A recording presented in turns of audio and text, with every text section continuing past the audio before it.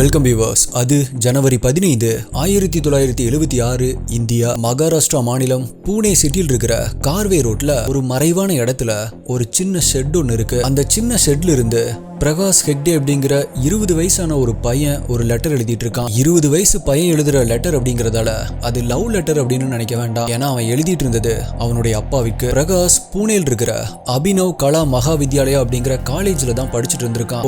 ஊர்ல இருக்கிற அவனுடைய அப்பாவுக்கு தான் லெட்டர் எழுதிட்டு இருக்கான் போல அப்படின்னு நினைச்சா அதுவும் இல்ல. பிகாஸ் அவனுடைய அப்பா அவன் படிச்சுட்டு இருக்கிற அதே காலேஜுக்கு பக்கத்துல தான் சின்னதா ஒரு ஹோட்டல் வச்சு நடத்திட்டு இருந்திருக்காரு. ஒரே ஊர்ல, அதுவும் அவன் படிக்கிற காலேஜுக்கு பக்கத்துல தான் அவனுடைய அப்பா இருக்காரு. அப்படிங்கிறப்ப ஸ்ட்ரெயிட்டா தன்னுடைய அப்பா கிட்டயே போய் பேசாம எதுக்காக லெட்டர் எழுதிட்டு இருக்கான் அப்படின்னு தான் உங்களுக்கு தோணுது. அப்படி அந்த லெட்டர்ல அவன் என்ன எழுதிட்டு இருந்தான் அப்படின்னா, அப்பா நான் வீட்டை விட்டு போறேன், என்னை எங்கேயுமே தேட வேண்டாம் அப்படின்னு தான் அந்த லெட்டர்ல அவன் எழுதிட்டு இருந்தான். அடுத்த நாள், அதாவது ஜனவரி 16, 1976, பிரகாஷுடைய அப்பா சுந்தர் ஹெக்டேவிற்கு அந்த லெட்டர் கிடைக்குது. நைட் எல்லாமே தன்னுடைய பையனை காணும் அப்படின்னு தவிச்சு போயிட்டு இருந்தவருக்கு அந்த லெட்டர் ஒரு பெரிய அதிர்ச்சியை கொடுத்துச்சு. திரும்ப திரும்ப அந்த லெட்டரை படிச்சு பாக்குறாரு. இது உண்மைதானா இல்ல விளையாட்டா அப்படின்னு யோசிச்சுட்டே இருக்காரு. ஆனா லெட்டர்ல அவருடைய பையன் பிரகாஷ் சைன் போட்டிருக்கான். அந்த லெட்டர்ல இருக்கிற கையெழுத்தும் அவனோட தான். ஆனாலுமே அந்த லெட்டர்ல ஏதோ தப்பா இருக்கு அப்படிங்கிறது அவருக்கு தோண ஆரம்பிக்குது. சோ அத பத்தியே ரொம்ப நேரமா யோசிச்சுட்டே இருந்தாரு. இதுக்கு மேலேயும் வெயிட் பண்ண வேண்டாம் அப்படின்னு உடனடியா போலீஸ்ல போய் தன்னுடைய பையன் மிஸ்ஸிங் அப்படின்னு கம்ப்ளைண்ட் கொடுக்கறாரு. ஆனா அப்படி கம்ப்ளைண்ட் கொடுத்து அடுத்த ஒரு வருடத்துக்கு பிரகாஷ பத்தின எந்த ஒரு தகவலுமே போலீஸ்க்கு கிடைக்கல. இது வரைக்கும் நான் சொன்னதை வச்சு இது ஒரு மிஸ்ஸிங் கேஸா இருக்கும் அப்படின்னு உங்களுக்கு தோணுதா? ஆக்சுவலா இந்த சம்பவம் நடந்தது 1975 மற்றும் 1976. அப்ப இருந்த பொலிட்டிக்கல் சிச்சுவேஷன்ல இந்தியால எமர்ஜென்சி டிக்ளேர் பண்ணிருந்தாங்க. எமர்ஜென்சியை டிக்ளேர் பண்ணது இந்திரா காந்தி அவர்கள் தான். எமர்ஜென்சி டிக்ளேர் பண்றது அப்படின்னா ஒன்னும் இல்ல. சிம்பிளா சொல்லணும் அப்படின்னா, இந்தியாவில் இருக்கிற எந்த ஒரு ஸ்டேட் கவர்மெண்ட்டுக்கோ அல்லது மக்களுக்கோ எந்த ஒரு ரைட்ஸுமே இருக்காது. சென்ட்ரல் கவர்மெண்ட் என்ன நினைக்குதோ என்ன சொல்லுதோ அதுதான் நடக்கும். சோ ஒட்டுமொத்த இந்திய நாடுமே அந்த டைம்ல அதிக கட்டுப்பாடுகள், அதிக அடக்குமுறைகள் அப்படின்னு ரொம்பவே கஷ்டத்துல இருந்துச்சு. ஆக்சுவலா அப்ப இந்த எமர்ஜென்சியை டிக்ளேர் பண்ணது இந்தியாவை ஆண்டுட்டு இருந்த இந்திரா காந்தி அவர்கள் தான். இந்திரா காந்தி அவர்கள் எப்படி இறந்தாங்க அப்படிங்கிற ஒரு வீடியோல நான் சொல்லியிருப்பேன். எதனால இந்த எமர்ஜென்சியை டிக்ளேர் பண்ணாங்க, அப்ப எப்படி எல்லாம் இருந்துச்சு அப்படின்னு தனியா ஒரு வீடியோ போடுறேன் அப்படின்னு. அதுக்கான ஸ்கிரிப்ட் போயிட்டு தான் இருக்கு. கண்டிப்பா அந்த வீடியோ போட்டுறேன். சோ இந்தியா இப்படி இருக்கிற ஒரு சூழ்நிலையில தான் பிரகாஷ் ஹெக்டேவும் காணாம போயிருக்கான். ஆனா அதுக்கப்புறமா நடந்த சம்பவங்களால பூனேவுக்கு மட்டும் டபுள் எமர்ஜென்சி டிக்ளேர் பண்ண மாதிரி இருந்துச்சு. பூனேல வாழ்ந்துட்டு இருக்கிற மக்கள் ஈவினிங்க்கு மேல வெளியே வரவே பயப்பட்டாங்க. தியேட்டர்ல எல்லாம் ஈவினிங் ஷோ, நைட் ஷோ இது எல்லாமே ஆளுகளே இல்லாம க்ளோஸ் பண்ணிட்டு இருந்தாங்க. நைட் டைம் யார் வீட்லயாவது காலிங் பெல் அடிச்சாவே கதவை ஓபன் பண்ணவே அவ்வளோ பயந்து நடுங்குனாங்க. நடந்துட்டு இருக்கிற இந்த சம்பவங்களுக்கும் பிரகாஷ் காணாம போயிருக்கிறதுக்கும் எந்த ஒரு சம்பந்தமும் கிடையாது. ஆனா பிரகாஷ் காணாம போன விஷயத்துல போலீஸ் தீவிரமா இறங்கி இன்வெஸ்டிகேட் பண்ணிருந்தாங்க அப்படின்னா, அந்த கேஸ அப்பவே சால்வ் பண்ணிருந்தாங்க அப்படின்னா, இப்ப நான் பூனேல நடந்துட்டு இருக்கிறதா சொன்ன எந்த ஒரு விஷயமுமே நடந்திருக்காது. இத கேட்டா தெளிவா குழப்பற மாதிரி இருக்கா? பிரகாஷுடைய கேஸ சால்வ் பண்ணாம விட்டதுக்கும் ஒட்டுமொத்த பூனே சிட்டியே நடுங்கிட்டு இருக்கிறதுக்கும் என்ன சம்பந்தம்? அப்படி ஒட்டுமொத்த பூனே சிட்டியுமே பயந்து நடுங்குற அளவுக்கு அங்க என்னதான் நடந்துச்சு அப்படிங்கறத பத்தி தான் இன்னைக்கு வீடியோல நம்ம டீகோட் பண்ண போறோம். நீங்க பாத்துட்டு இருக்கிறது சரவணன் டீகோட்ஸ். நான் உங்கள் சரவணன். வாங்க இன்னைக்கு வீடியோக்குள்ள போலாம்.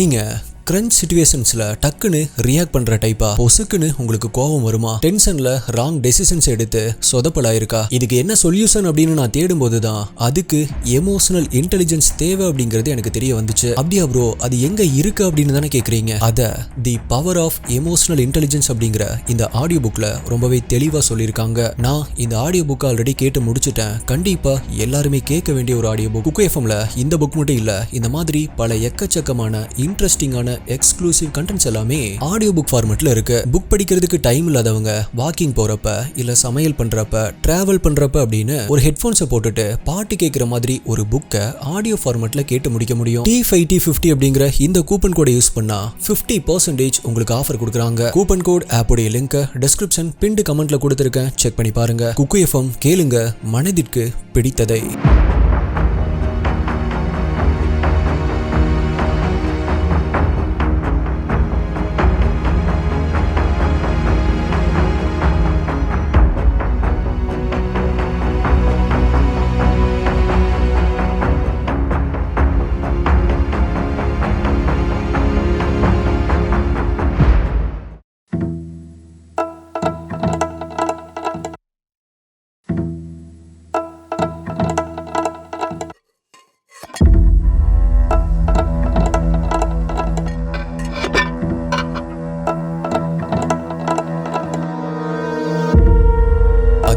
மார்ச் 23, 1977 பூனேல இருக்கிற முளமுத்தா அப்படிங்கிற ஒரு ஆத்து பக்கத்துல ஒருத்தர் நடந்து போயிட்டு இருக்காரு. அப்படி நடந்து போயிட்டு இருக்கிறவரு அளவுக்கு மீறி குடிச்சிருந்ததால தள்ளாடி நடந்து போயிட்டு இருக்காரு. அப்படி போயிட்டு இருந்தவரு யாரோ ஒரு 4 பேர் ஆத்துக்குள்ள இறங்கி ஏதோ ஒண்ணு பண்ணிட்டு இருக்கிறத பாக்குறாரு. அது நைட் டைமா இருந்ததால அந்த அரைகுறை வெளிச்சத்துல அவங்க என்ன பண்ணிட்டு இருந்தாங்க அப்படிங்கறத இவரால சரியா பார்க்க முடியல. உடனே ஒரு ஓரமா ஒளிஞ்சு நின்னு அவங்க எல்லாருமே போனதுக்கு அப்புறமா அந்த ஆற்றுல அவங்க இருந்த இடத்துக்கு போய் அங்க என்ன இருக்கு அப்படிங்கறத பாக்குறாரு. அப்படி பார்த்தவரு பயந்து அந்த தண்ணிலேயே விழுந்து எந்திரிச்சு ஓட ஆரம்பிக்கிறாரு. அப்படி ஓடுனவரு போய் நின்ன இடம் பக்கத்தில் இருக்கிற போலீஸ் ஸ்டேஷன் தான்.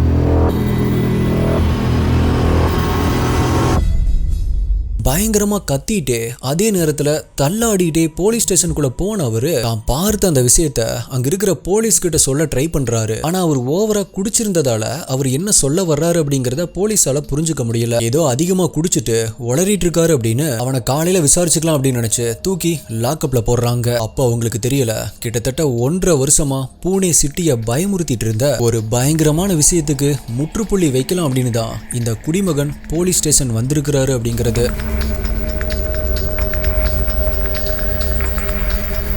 மறுநாள், அதாவது மார்ச் 24, 1977 காலையில விடிஞ்சதுக்கு அப்புறமா லாக்கப்பில் இருக்கிற அந்த குடிமகனை கூப்பிட்டு போலீஸ் விசாரிக்க ஆரம்பிக்கிறாங்க. அப்ப அவர் என்ன சொல்லியிருக்காரு அப்படின்னா, அவர் ஆற்று பக்கத்துல நடந்து போயிட்டு இருக்கும்போது 4 பேர் அந்த ஆற்றுக்குள்ள இறங்கி ஏதோ பண்ணிட்டு இருந்ததாகவும், அவங்க போனதுக்கு அப்புறமா அவர் அங்க போய் பார்க்கும்போது ஒரு இரும்பு ஏணியில இறந்த உடல் ஒண்ணு மிதந்துட்டு இருந்ததை தான் பார்த்தேன் அப்படின்னு அவர் சொல்லியிருக்காரு. இதை கேட்டு ரொம்பவே அதிர்ச்சி அடைஞ்ச போலீஸ் உடனடியா அந்த இடத்துக்கு போறாங்க. ஆனா அங்க அவர் சொன்ன மாதிரி எதுவுமே இல்ல. அதனால திரும்பவுமே அவரை லாக்அப்ல அடிச்ச போலீஸ் அந்த ஆற்றுல சல்லடை போட்டு தேட ஆரம்பிக்கிறாங்க. அப்படி தேடின போலீஸ் அன்னைக்கு ஈவினிங் அந்த ஆற்றுல இருந்து ஒரு இறந்த உடலை கண்டுபிடிக்கிறாங்க.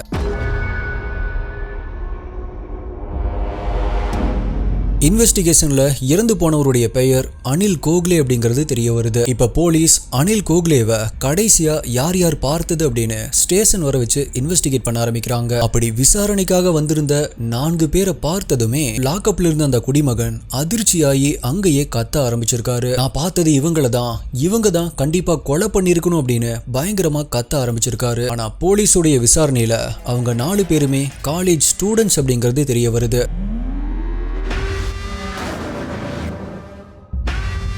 ஸோ போலீஸ் அவங்கள ரொம்பவே ஃப்ரெண்ட்லியாக விசாரிக்க ஆரம்பிக்கிறாங்க. இந்த கொலையை பற்றி உங்களுக்கு ஏதாவது விஷயம் தெரிஞ்சது அப்படின்னா சொல்லுங்க அப்படின்னு கேட்குறாங்க. அப்போ அந்த 4 பேரில் ஜக்கல் அப்படிங்கிற ஒருத்தன் இந்த அனில் கோக்லே மர்டரும் பிரகாஷ் ஹெக்டேவுடைய மர்டரும் ஒரே பேட்டர்ன்ல இருக்கு அப்படின்னு சொல்றான். அதுக்கப்புறமா விசாரணை முடிஞ்சதும் போலீஸ் இப்போ அவங்க 4 பேரையுமே வீட்டுக்கு அனுப்பிடுறாங்க. அதே சமயத்தில் அவங்கள கண்காணிக்கிறதுக்காக மஃப்டியில் போலீஸையும் அனுப்பி வைக்கிறாங்க.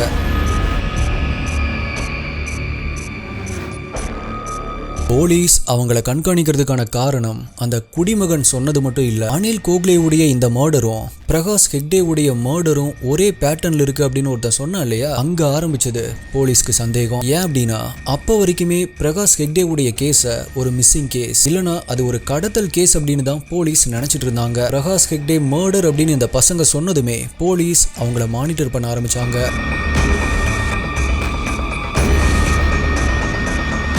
இப்போ அந்த பசங்களை கண்காணிக்கிறதுக்காக மஃப்டியில போன போலீஸ் அந்த பசங்களை 2 பேரு டீ கடையில நின்று டீ குடிச்சிட்டு பேசிட்டு இருக்கிறத ஒட்டு கேட்க ஆரம்பிக்கிறாங்க. அப்பதான் அதுல ஒருத்தன் போலீஸ் நம்மளை சந்தேகப்படுறாங்களா அப்படின்னு கேட்டிருக்கான். அதுக்கு இன்னொருத்தனும் அதெல்லாம் நம்ம பாஸ் கவனிச்சுக்குவாரு அப்படின்னு சொல்றான். அவங்க பாஸ் அப்படின்னு சொல்றது வேற யாரும் இல்ல, ஏற்கனவே ஜக்கல் அப்படின்னு ஒருத்தனை சொன்னேன் இல்லையா, அவன் தான் இந்த பசங்களுக்கு பாஸ். சோ இதுக்கு மேல என்ன வேணும்? அந்த 4 பசங்களையும் போலீஸ் உடனடியா அரெஸ்ட் பண்றாங்க. அரெஸ்ட் பண்ணி போலீஸோடைய விசாரணையில அவங்க சொன்ன விஷயத்தை கேட்டு காலேஜ் ஸ்டூடெண்ட்ஸால இப்படியெல்லாம் பண்ண முடியுமா அப்படின்னு போலீஸே அதிர்ச்சி அடைஞ்சாங்க. அப்படி போலீஸோடைய விசாரணையில அந்த காலேஜ் பசங்க கன்ஃபஸ் பண்ண விஷயங்கள் இதுதான்.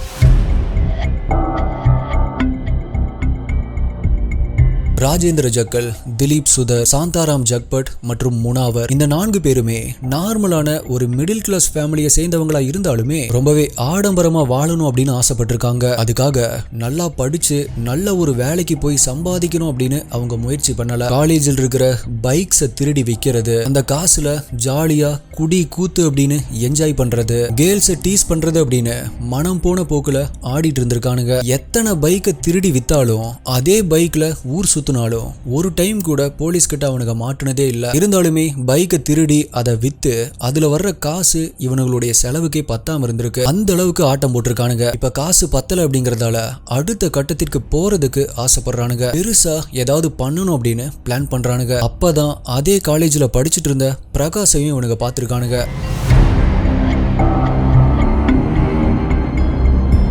பிரகாஷை கடத்தி பிரகாஷுடைய அப்பா கிட்ட ஒரு பெரிய அமௌண்ட்டை வாங்கலாம் அப்படின்னு பிளான் போடுறாங்க. சோ இவனுங்க கூட படிக்கிற சுகாஷ் சந்தக் அப்படிங்கிற ஒரு பையன் கிட்ட சொல்லி பிரகாஷை ஜக்கலுக்கு சொந்தமான ஒரு ஷெட்டுக்கு தனியா கூட்டிட்டு வர சொல்றாங்க. அப்படி வந்த பிரகாஷை தான் மிரட்டி லெட்டர் எழுத சொல்லியிருக்காங்க. எஸ், நான் இன்ட்ரோல சொன்ன மாதிரி பிரகாஷ் நான் வீட்டை விட்டு ஓடி போறதா ஒரு லெட்டர் எழுதுறான். அந்த லெட்டர் பிரகாஷுடைய அப்பாவுடைய கைக்கு கிடைச்சதுமே அதிர்ச்சி ஆகுறாரு. அதே நேரத்துல சந்தேகப்படுறாரு. ஏன் அப்படின்னா பிரகாஷ் எப்பவுமே லெட்டர்ஸ் மற்றும் டாக்குமெண்ட்ஸ்ல சைன் போடுறது அப்படின்னா அவனுடைய நிக் நேமான தேவதாஸ் அப்படிங்கிற பேர்ல தான் சைன் போடுவான். ஆனா இந்த லெட்டர்லயோ அவனுடைய அப்பாவுக்கு க்ளூ கொடுக்கிற மாதிரி பிரகாஷ் அப்படின்னு சைன் போட்டிருந்தான். இப்ப அதை பார்த்ததுமே தன்னுடைய பையனுக்கு ஏதோ ஒரு பெரிய ஆபத்து அப்படிங்கறத அவர் புரிஞ்சுக்கிறாரு.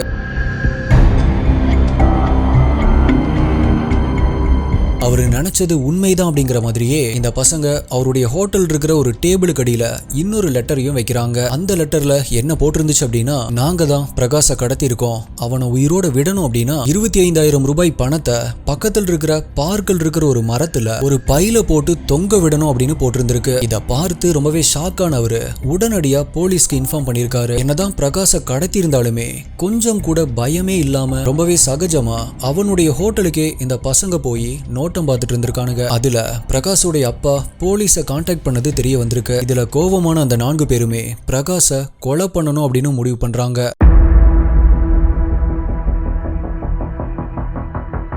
பிரகாஷை கடத்தின அடுத்த நாள், அதாவது ஜனவரி 16, 1976 அவனை மிரட்டி அளவுக்கு அதிகமா குடிக்க வைக்கிறாங்க. அதுக்கப்புறமா ஒரு நைலான் கயிற்றை வச்சு துடிக்க துடிக்க கழுத்தை நெரிச்சு கொலை பண்றானுங்க. பிரகாஷுடைய இறந்த உடலை ஒரு இரும்பு பேரல்ல போட்டு அதுல நிறைய கல்லையும் போட்டு பக்கத்தில் இருக்கிற ஏரியில தூக்கி போட்டிருக்கானுங்க. இது எதுவுமே தெரியாத பிரகாஷுடைய அப்பாவும் போலீஸும் பார்க்கில் இருக்கிற அந்த மரத்துல பணத்தை தொங்க விட்டுட்டு யாராவது அதை எடுக்க வருவாங்க அப்படின்னு வெயிட் பண்ணிட்டு இருந்தாங்க. ஆனா கடைசி வரைக்குமே யாருமே வராததால எதுவுமே தெரியாம குழம்பி போறாங்க. போலீஸ் என்னதான் தேடினாலுமே பிரகாஷுடைய இறந்த உடல் கிடைக்காததால பிரகாஷ் இறந்து போன விஷயமே யாருக்குமே தெரியல.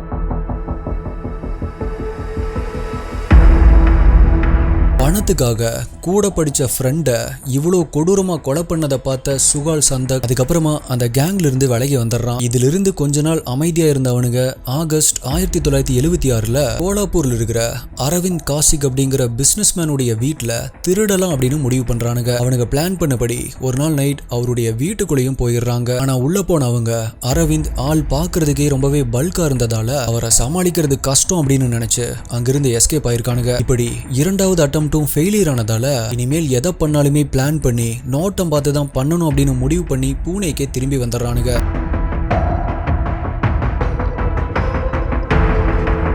அடுத்து அக்டோபர் 31, 1976 ஜோசி அப்படிங்கிறவருடைய வீட்டை கொள்ளையடிக்கலாம் அப்படின்னு முடிவு பண்றாங்க. வீட்டுல ஜோசியும் அவருடைய ஒய்ஃப் மட்டும்தான் இருக்காங்க அப்படிங்கறத தெரிஞ்சுக்கிட்ட இவங்க அதிரடியா அந்த வீட்டுக்குள்ள போய் உள்ள இருந்த அந்த 2 பேத்தையுமே மிரட்டி கை கால்களை கட்டி உட்கார வச்சுட்டு அவங்களுடைய வாயில துணியை வச்சு அடைச்சிட்டு நைலான் கயிற்றை வச்சு அவங்க 2 பேரையுமே கழுத்தை நெரிச்சு கொலை பண்றாங்க. அதுக்கப்புறமா வீட்டில் இருக்கிற பொருட்கள் எல்லாத்தையுமே கொள்ளையடிச்சிட்டு இருக்கும்போது சடனா வீட்டுக்கு வெளியில ஏதோ ஒரு சத்தம் கேக்குது. வீட்டுக்குள்ள திருடிட்டு இருந்த இந்த 4 பேருமே ஷாக் ஆகி வீட்டுக்கு வெளியில எட்டி பாக்குறாங்க. அப்போ இந்த ஜோசியுடைய 15 வயதே ஆன பையன் வெளியே நின்னுட்டு இருந்திருக்கான். உடனடியா அவனை புடிச்சு அவனுடைய ட்ரெஸ் எல்லாத்தையுமே கலட்டி நியூடாக்கிட்டு வீட்டுல வேற எங்கெல்லாம் என்னவெல்லாம் இருக்கு அப்படிங்கறத கேட்டு அது எல்லாத்தையுமே கொள்ளையடிக்கிறாங்க. அவனுடைய வேலை எல்லாமே முடிஞ்சதுக்கு அப்புறமா 15 வயசான சின்ன பையன் அப்படின்னு கூட பார்க்காம அவனையுமே கொஞ்சம் கூட இரக்கமே இல்லாம நைலான் கயிற்றை வச்சு கழுத்தை நெரிச்சு கொலை பண்ணிருக்காங்க. என்னதான் கையில கிளவுஸ் போட்டிருந்தாலும் எல்லா எவிடன்ஸையும் அழிச்சாலும் போலீஸோடைய டாக் ஸ்மெல் பண்ணிடக்கூடாது அப்படிங்கிறதுக்காக அங்க எல்லா இடத்துலயுமே ஸ்ட்ராங்கான பர்ஃபியூமை ஸ்ப்ரே பண்ணிட்டு அங்கிருந்து எஸ்கேப் ஆகுறானுங்க.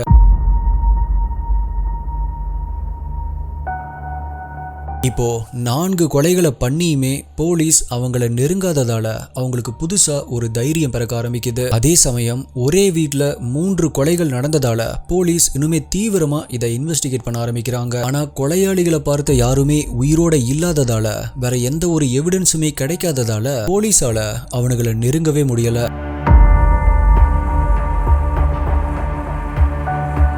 இதுக்கப்புறமா ரொம்பவே துளிர் விட்டு போன அவங்க அடுத்தது நவம்பர் 22, 1976 அன்னைக்கு யசோமதி அப்படிங்கிறவங்களுடைய வீட்டுல கொள்ளையடிக்க முடிவு பண்றாங்க. அதே போல அந்த வீட்டுக்குள்ள அதிரடியா உள்ள போய் யசோமதியும் அங்கிருந்த வேலைக்காரனையும் கட்டி போட்டுட்டு கொள்ளையடிக்க முயற்சி பண்ணும்போது திடீர்னு யசோமதியுடைய ரிலேட்டிவ் ஒருத்தர் அங்க வந்துடுறாரு. இவனுங்களை பார்த்ததுமே திருடன் திருடன் அப்படின்னு சத்தம் போட ஆரம்பிச்சிருக்காரு. சத்தம் கேட்டு அங்க மக்கள் கூடிட்டாங்க அப்படின்னா மாட்டிக்குவோம் அப்படின்னு உடனடியா அங்கிருந்து எஸ்கேப் ஆயிருக்கானுங்க. இப்போ அவனுங்களை பார்த்து இந்த 3 பேருமே உயிரோடு இருக்கிறதால கொஞ்ச நாள் அப்படியே தலைமறைவா இருக்க ஆரம்பிக்கிறானுங்க. அதுக்கப்புறமா கொஞ்சமா கெட்டப் மட்டும் சேஞ்ச் பண்ணிட்டு அடுத்த பிளானுக்கு ரெடி ஆகுறாங்க.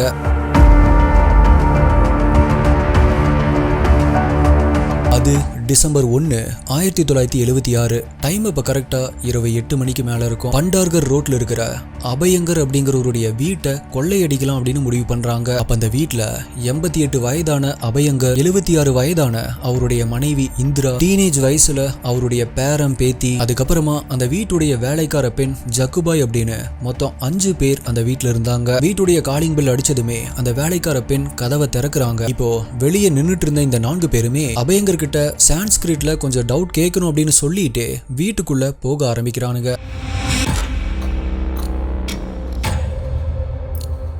அப்படி உள்ள போன அடுத்த நிமிடமே அவங்க கிட்ட இருக்கிற கத்தியை வெளியெடுக்கிறாங்க. இதை பார்த்து கத்த ஆரம்பிச்ச அவங்கள ஒவ்வொருத்தரா நைலான் கயிற்றாலேயே இறுக்கி கொலை பண்ணிட்டு அபயங்கரோட பேத்திய மட்டும் மிரட்டி நியூடா நிக்க வச்சு வீட்டுல இருக்கிற எல்லா இடத்துக்குமே இழுத்துட்டு போய் நகை பணம் எல்லாம் எங்க இருக்கு அப்படின்னு காட்ட சொல்லி அது எல்லாத்தையுமே கொள்ளையடிக்கிறாங்க. அவங்களுடைய வேலை முடிஞ்சதுமே அந்த பொண்ணையும் கொலை பண்ணிட்டு வீடு ஃபுல்லா பர்ஃபியூமை ஸ்ப்ரே பண்ணிட்டு அங்கிருந்து கிளம்புறானுங்க.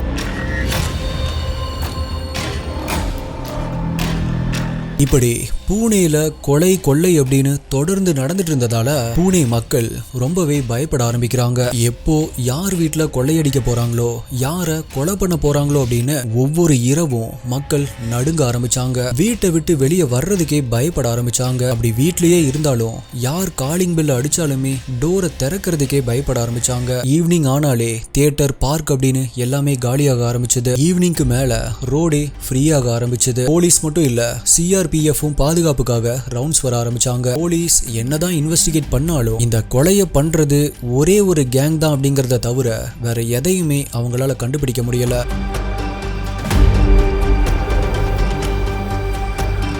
இப்படி இருக்கும்போதுதான் மார்ச் 23, 1977 அன்னைக்கு அனில் கோக்லே அப்படிங்கிறவரு தன்னுடைய பிரதர் ஜெயந்த் கோக்லேவை தேடி தியேட்டருக்கு போயிருக்காரு. அங்க அவருடைய பிரதர் இல்ல, ஆனா பிரதருடைய காலேஜ் மேட்டான ஜக்கல் அங்க இருந்திருக்கான். அனில் கோக்லேவுடைய ஃபேமிலி பினான்சியலா ரொம்பவே ரிச்சா இருக்கிறத தெரிஞ்சுக்கிட்ட ஜக்கல் அவரை கடத்த பிளான் பண்றான். அவருக்கு லிஃப்ட் கொடுக்கற மாதிரி கடத்திட்டு போனவன் அன்னைக்கு நைட்டே அவனுடைய கேங்க சேர்த்தி அவர்கிட்ட இருந்த எல்லாத்தையுமே கொள்ளையடிச்சிட்டு அவரை கொலை பண்ணி ஒரு இரும்பு ஏணில கட்டி ஆத்துல தூக்கி போட்டிருக்கானுங்க. அததான் நான் ஏற்கனவே சொன்ன மாதிரி அந்த வழியா போன குடிமகன் பார்த்து போலீஸ் கிட்ட இன்ஃபார்ம் பண்ணிருக்காரு. நடந்த இந்த விஷயங்கள் எல்லாத்தையுமே அந்த 4 பேருமே போலீஸ் கிட்ட கன்ஃபஸ் பண்ணிருக்காங்க.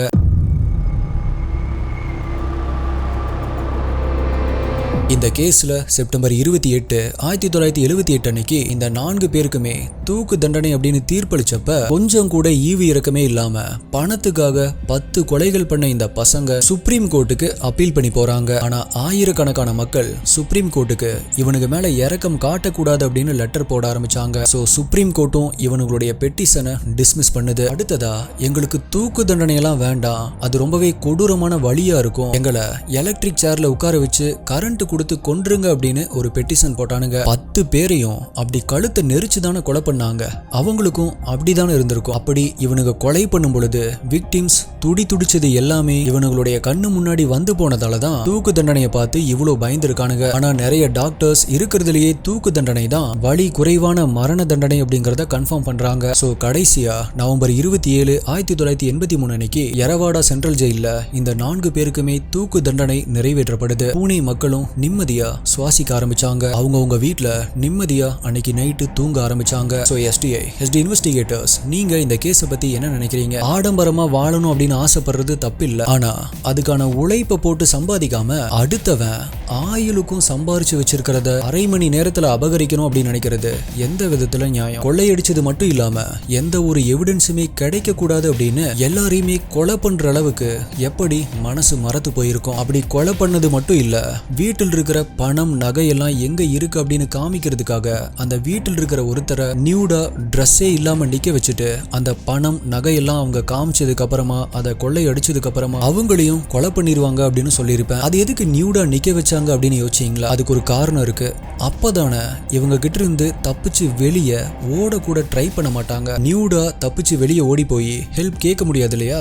அதுக்காக அப்படி பண்ணிருக்கானுங்க. ஒருத்தரை கொலை பண்றதை விட 4 பேர் முன்னாடி ஒருத்தரை நிர்வாணப்படுத்துறது அப்படிங்கிறது மரணத்தை விட அதிக வழி தரக்கூடிய ஒரு விஷயம் இல்லையா? காலேஜ் படிச்சுட்டு இருந்த இந்த சின்ன பசங்களுக்கு இவ்வளவு கொடூரமான வக்கிரமான புத்தி எங்கிருந்து வந்திருக்கும்? இத்தனைக்கும் அந்த 4 பேருடைய ஃபேமிலிக்கும் எந்த ஒரு கிரிமினல் பேக்ரவுண்டுமே இல்ல. அப்படி இருந்துமே வெறும் ஆடம்பர செலவுக்காக மட்டுமே ஒரு வருஷத்துல 10 பேரை கொலை பண்ற அளவுக்கு எப்படி தோணி இருக்கும்? சோ நம்ம சேனல்ல பேட் பேரண்டிங்கால தான் இப்படி கிரிமினல் ஆகுறாங்க அப்படின்னு நிறைய வீடியோஸ்ல சொல்லியிருப்போம். ஆனா இந்த கேஸ்ல குடும்பத்தை தாண்டி ஒவ்வொருத்தரோட நட்பும் அவங்களோட வாழ்க்கையை தீர்மானிக்குது இல்லையா? கூடா நட்பு கேடாய் முடியும் அப்படிங்கிறதுக்கு இந்த கேஸ் நல்ல ஒரு உதாரணமா இருக்கு. ஒவ்வொரு பேரண்ட்ஸுமே ஸ்கூல் டேஸ்ல மட்டும் இல்ல, என்னதான் பசங்க வளர்ந்து காலேஜ் போனாலும் அவங்க என்ன பண்றாங்க, யார் கூட பழகுறாங்க அப்படின்னு தொடர்ந்து கண்காணிச்சுட்டே இருக்கணும் அப்படிங்கறத தான் இந்த 4 பசங்களும் நமக்கு சொல்ற விஷயமா நான் நினைக்கிறேன். இதை பத்தி உங்களுடைய கருத்து என்ன அப்படிங்கறத கீழே கமெண்ட்ல சொல்லுங்க. ஒவ்வொரு பேரண்ட்ஸ்க்கும் இந்த வீடியோவை ஷேர் பண்ணுங்க. இந்த வீடியோல நீங்க பண்ற உங்களுடைய பெஸ்டான கமெண்ட் அடுத்த வீடியோல வரும். இதே மாதிரியான வேற ஒரு வீடியோல மீட் பண்றேன். நன்றி, பாய்.